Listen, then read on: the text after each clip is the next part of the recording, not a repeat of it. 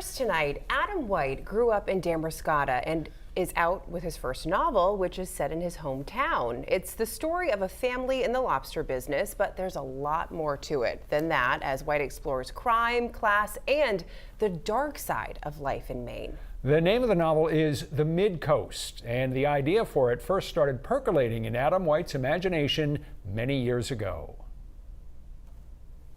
When I was in high school, I worked at the Lobster Pound, the South Bristol Fishermen's Co-op, and I was surrounded by this world that I'd never been around before, these lobstermen. I was kind of in awe of everything they did, how hard they were working. And when I went to grad school, I needed to start writing a story, and I started thinking of them, and I started thinking of my hometown, Damascotta.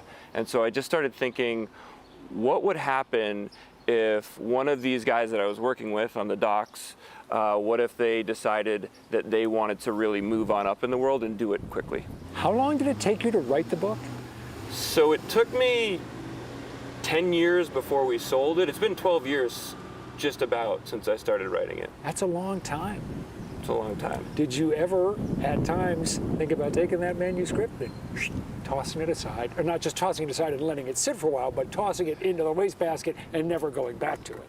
Yes, there were times I thought about throwing it out or starting something new, but I always felt like there was more to say. And it sounds like a really long time, but there were long breaks, and I just kept learning more and more what the story was really supposed to be and the voice that I wanted to tell it in.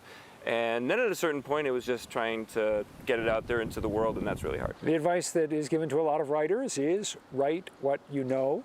Clearly, you've taken that to heart. The narrator of this book is from Damascotta, is a teacher, a lacrosse coach, a writer. Check, check, check, check. That's you. Although, I guess you don't really consider this an autobiographical novel. No, I don't consider it an autobiographical novel. But there's certainly elements that, yeah, I wrote what I knew. There's detail in there that people who know the area will immediately recognize. Just one example, there are a number of lunches that take place at King Ider's Pub, which is right on Main Street in downtown Damascotta. Is it fun for you as a writer to put that stuff in and say, yeah, not everyone's going to get that, but the people who do are going to kind of like it?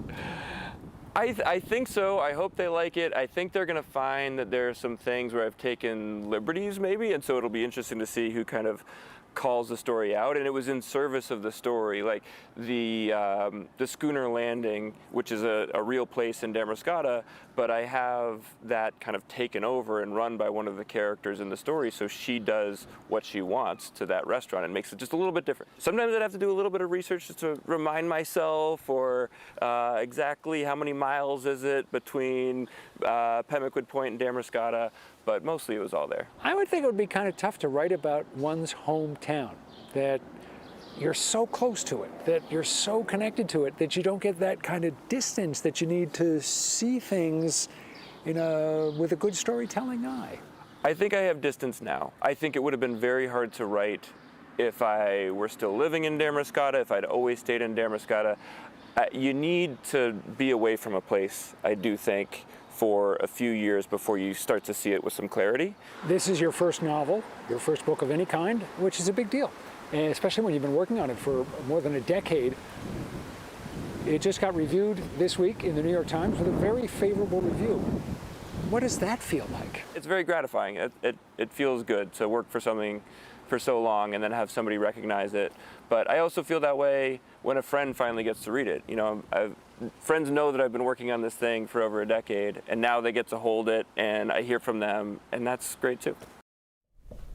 I don't think I'd have the courage to write a novel about my hometown. Right? I just don't think I'd want to go there. Well, and for it to take as long as it did, that's really impressive, because I feel like there are so many people who would just say, you know what, it's been 10 years, forget it, I'm just going to move on with it. But he might be inspiring other people at home who have something written down. He always felt that he had something good, and he just wanted to improve it as it went along and as he kept coming back to it. So that's the kind of thing that gives you motivation. Again, the name of Adam White's new novel is The Mid-Coast, and although he grew up in Damascotta, he now lives in Boston, although his parents still live in the Mid-Coast. He will be in Maine next week, though, making an appearance at Left Bank Books. It's a bookshop in Belfast. That event is at 7 p.m. on Monday, June 20th.